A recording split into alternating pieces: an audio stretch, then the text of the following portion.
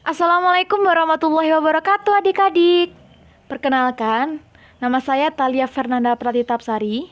Di sini saya akan menjelaskan, mempresentasikan tentang memeragakan ragam gerak tari tradisional berdasarkan konsep, teknik, dan prosedur sesuai dengan iringan.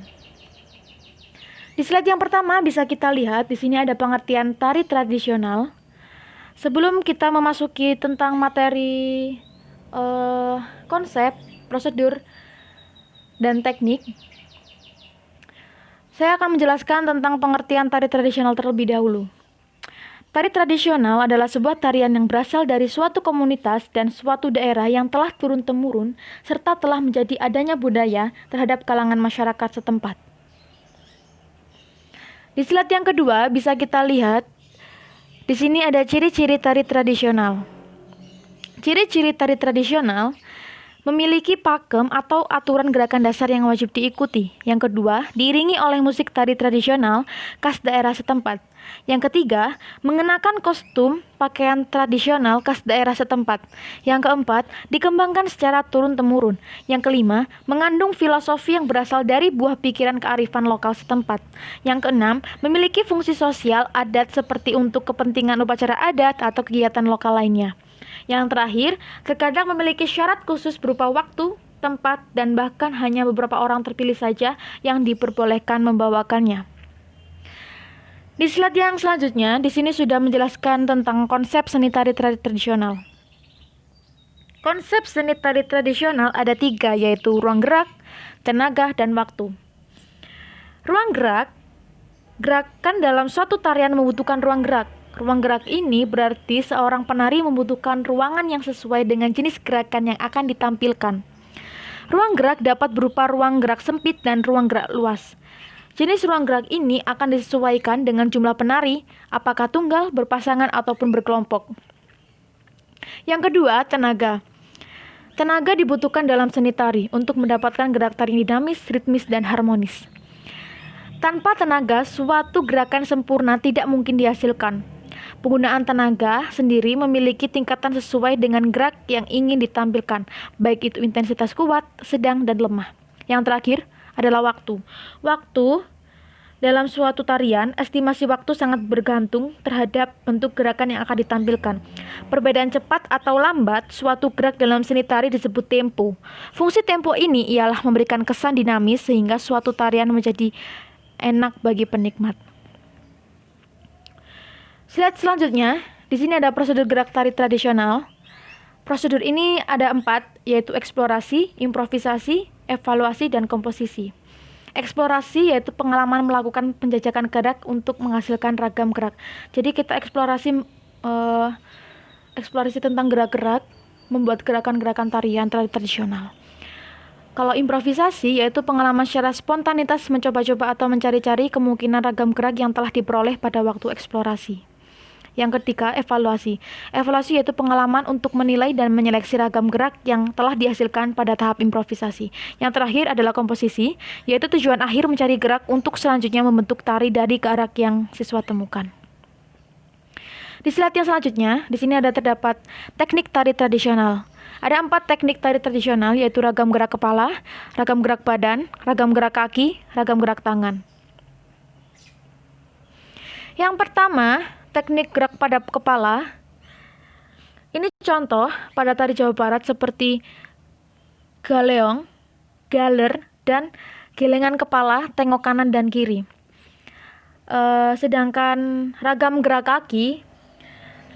kaki menghentakkan ujung telapak kaki seperti kejuk, kengser, srisik, trecet, dan tunjak tancep. Kejuk itu menghentakkan kaki ke belakang dan jinjit. Kalau kengser yaitu bergerak ke kiri atau ke kanan dengan menggerakkan kedua telapak kaki. Sedangkan srisik yaitu lari kecil dengan berjinjit. Selanjutnya ada ragam gerak badan. Ragam gerak badan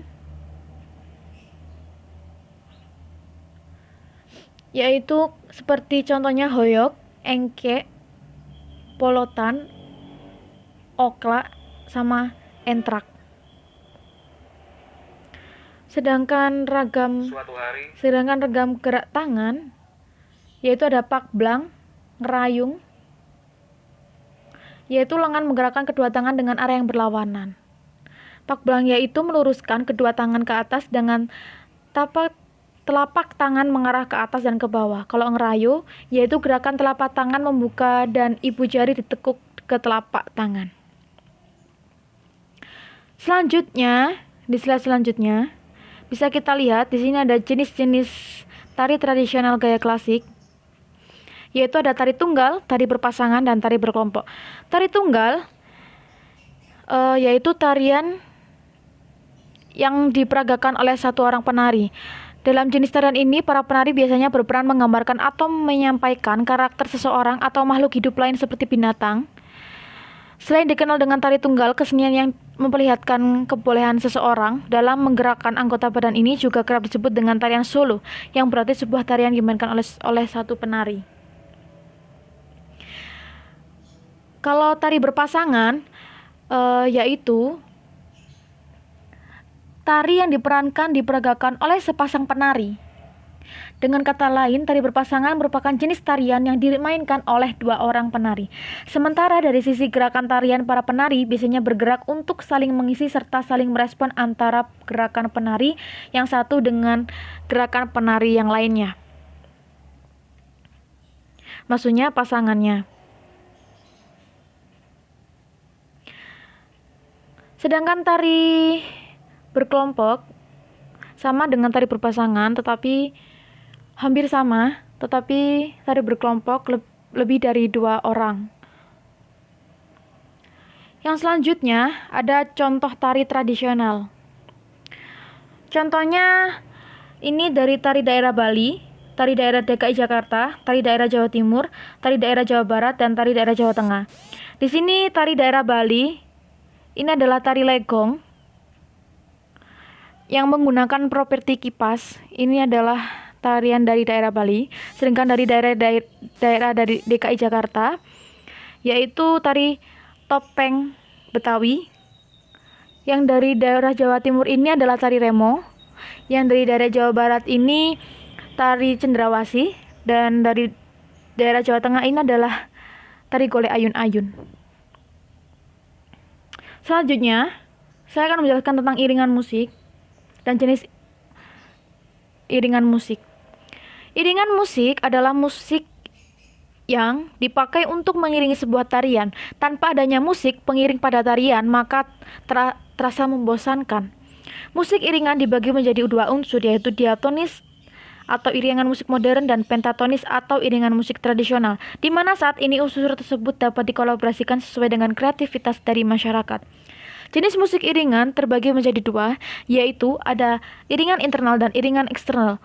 Iringan internal merupakan iringan tari yang dihasilkan oleh suara dari gerakan penari, seperti suara tepukan tangan pada tari saman, suara gelang-gelang logam dari tari belian, dan suara piring-piring dari tari lilin. Iringan eksternal merupakan iringan tari yang dihasilkan dari luar tubuh si penari atau orang lain, baik melalui rangkaian kata-kata, nyanyian, pantun maupun musik yang lebih beragam. Terima kasih adik-adik sudah mendengarkan dan melihat presentasi saya tentang memperagakan gerak tari tradisional berdasarkan konsep, prosedur teknik sesuai dengan iringan. Maaf jika ada salah kata. Wassalamualaikum warahmatullahi wabarakatuh.